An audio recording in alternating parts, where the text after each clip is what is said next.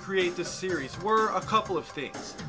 First, I wanted to see what this system was all about, since there was a lot of buzz surrounding it. People saying it's garbage, it's a piece of shit, or whatnot. And so I wanted to get my hands on it just to see for myself how bad it really was.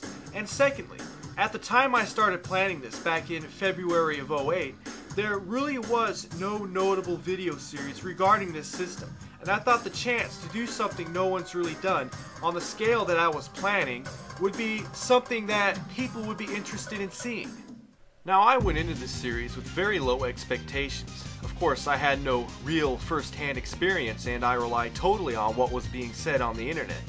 But all that changed back in February of '08 when I went on eBay and bought the actual system. And upon receiving it, I tried out the CDI and I found that it really wasn't that bad. For what it was worth, as a comprehensive home entertainment system, this would have been a neat thing to own. However, the CDI suffered from two fatal flaws. First of all, it was simply too expensive for the average consumer. When the CDI was first released in 1991, it cost a staggering $700. And adjusting for inflation, that's almost $1,100 today. Secondly, the CDI was poorly marketed. During the 1990s, we had a plethora of systems like the Super Nintendo, the Sega Genesis, the Sega CD, the Sega Saturn, the 3DO, the Atari Jaguar, the Neo Geo, and so on. And back then, as a teen, I had heard of every single one of them. I even remember reading about that CD-based add-on they were going to make for the Super Nintendo. But the CDI? No. I don't remember seeing it in stores, I don't remember reading about it, I don't remember the infomercials they were supposedly running. In fact, I don't even recall even hearing about this system. And to further illustrate my point, when I was growing up, I knew two people who owned a Sega CD, and that outsold the CDI 10-1, and even the 3DO outsold the CDI 4-1. As a game system, it was an abysmal failure. The CDI's library was mediocre at best, and while it did have some decent games like Burn Cycle, Seventh Guest, and The Apprentice, the strength of the CDI's limited library was nowhere near on par with the competition. Unsurprisingly, the system also suffered from very little third-party support. I mean, why would anyone want to develop for a system that no one's even heard of? And what little third-party support the CDI did receive was usually in the form of ports from other consoles, and this ultimately translated into having very few notable exclusives. After the CDI failed in the marketplace, some of the more prominent games that started off as exclusives were ported over to the PC and Sega Saturn. Now, the only exclusives people ever talk about today are Hotel Mario and the Unholy Triforce.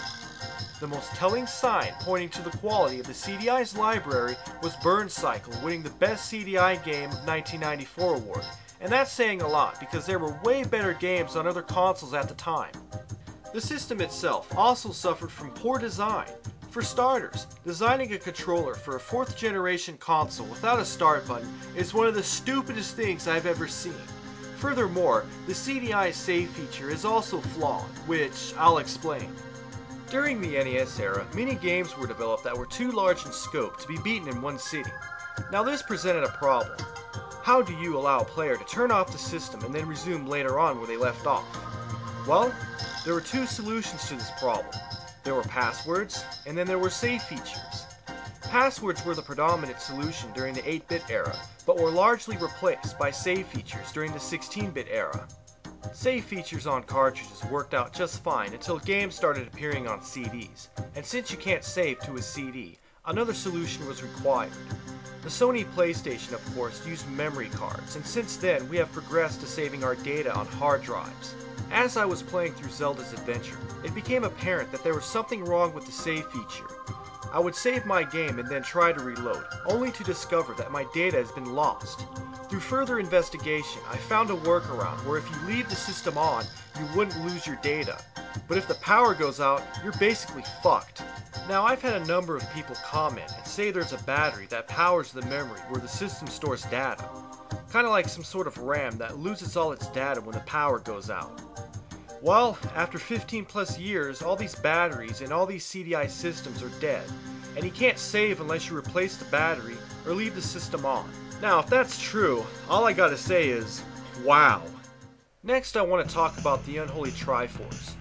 Now, these three games have received a lot of bad rap, and for Link the Faces of Evil and Zelda the Wand of Gamelon, I would have to wholeheartedly agree. In fact, I don't even think words can effectively describe the horror, and one can only begin to fathom the suckage by actually playing them, which I do not recommend. And if making bad games were a crime, the makers would be sentenced to death. And we're not talking a mere lethal injection, but more along the lines of stoning, burning at the stake, or drawn and quartered. Zelda's Adventure, on the other hand, was actually quite decent, and I believe the labeling and criticism is largely unfair. There's something you have to understand about Zelda's Adventure. It's a pretty rare game, and not many people have actually played it, yet you have everyone saying it sucks. And what I suspect is happening is that a lot of these people who are commenting, not all, but many, have not actually tried it out. And what I think is happening is a combination of guilt by association and a bandwagon effect. People simply assume the game sucks because the other two do, and then you have a bunch of other people who think it sucks because that's all they hear. The amount of suckage people associate with this game would have everyone believe that this is one of the worst games in the world, and I'm here to tell you that's simply not the case. Yes, Zelda's Adventure is mediocre. Yes, it has its problems, but overall, it isn't that bad. Some of you will find that it's unplayable because of that stupid lag time between screens, but if you can get over that, you should find that it's pretty solid. It's the same thing with Hotel Mario. You know, it's absolutely beyond me why people are complaining. I mean, this game was actually pretty good, and I really had a fun time with it. Yeah, it's a waste of a Mario license, but as a game, it's not bad. Not bad at all. Like Zelda's Adventure, I suspect a lot of these people haven't even played the game, and are just jumping on the bandwagon and parroting what they've heard on the internet.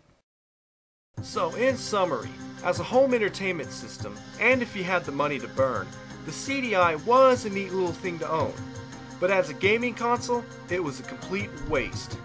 And while Link the Faces of Evil and Zelda the Wand of Gamelon are some of the worst games I've ever played, Zelda's Adventure and Hotel Mario, at least in my view, have been victims of mindless parroting and internet hype. That's all I have to say. I hope you've enjoyed the 7-part series, and this is the end, signing off.